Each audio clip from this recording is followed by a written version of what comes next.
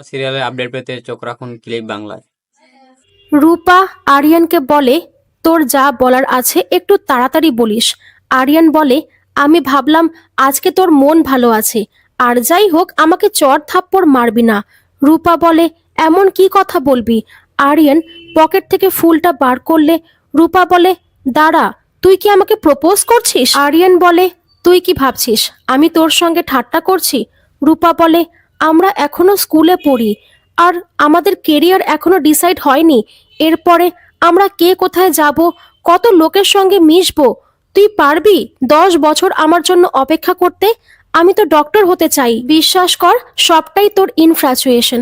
এই সব কিছু করে আমাদের মধ্যে যে সুন্দর বন্ধুত্ব আছে সেটাকে নষ্ট করিস না। সোনা ভাবছে, যদি ভালো নাই বাসে তাহলে সব জায়গায় আরিয়ানকে নিয়ে কেন গিয়েছিল? এরপরে রূপা চলে গেলে সোনা আরিয়ানের কাছে এসে বলে, আই লাভ ইউ।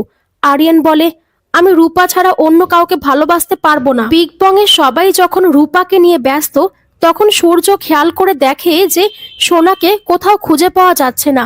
সবাই বাইরে আসলে দেখতে পারে চোখে জল নিয়ে সোনা সেইখানে দাঁড়িয়ে আছে।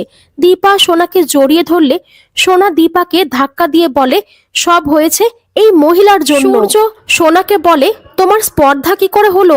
নিজের মায়ের গায়ে হাত তুলেছো। তখনই রূপা সোনাকে একটা থাপ্পড় মেরে বলে, আমার মা মরতে মরতে বেঁচেছে, আর তুমি আজকে তার গায়ে হাত তুলেছো? তোমার সাহস কি করে হলো? সোনা বলে, তুমি আমাকে চড় মারলে? রূপা বলে, এত সাহস পাও কোত্থেকে? মায়ের গায়ে হাত তুলেছো? আমি চোখে দেখতে পারতাম না, সেই জন্য এতগুলো দিন তোমার অসভ্যতামো আমি সহ্য করেছি। দীপা বলে, আমরা সবাই আছি শাসন করার জন্য, তুই ওর গায়ে হাত তুলেছিস কেন? সোনা রূপাকে বলে, তুমি আমাকে হিংসুকুটি বলে একদম ডাকবে না। সেই জন্যই তো সবাই ভাবে যে আমি সবাইকে হিংসা করি। ছোটবেলা থেকে রূপা অনেক স্মার্ট, ও জানে কখন কার কাছ থেকে কোনটা কেড়ে নিতে হয়। সূর্য জিজ্ঞেস করে, কি কেড়ে নিয়েছে ও তোমার কাছ থেকে? তখনই রূপা বলে, আমি ওর কাছে ক্ষমা চেয়ে নেব।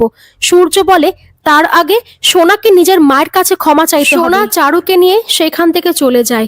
এইদিকে রূপা আরিয়ানকে দেখে বুঝতে পারে আরিয়ান কিছুটা হলেও জানে। তারপরে আরিয়ানকে বলে, সোনা তো ভালোই ছিল, হঠাৎ করে কাঁদতে শুরু করলো কেন? তখনই আরিয়ান বলে যে, যেভাবে তুই আমার ভালোবাসাটা নিতে পারিসনি, সেইভাবে আমি সোনার ভালোবাসাটা নিতে পারি। রূপা সবটা বুঝে যায়। রূপা ভাবে, কোনো ছেলেই কখনো আমাদের সম্পর্কের মাঝখানে আসবে না।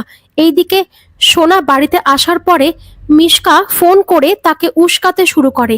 তারপরে বলে, আমার কাছে একটা প্ল্যান আছে, যাতে তোমার মা তোমার বাবার জীবনে আর কোনোদিনও ফিরে আসবে না। তুমি বাইরে এসে আমার সঙ্গে দেখা করো।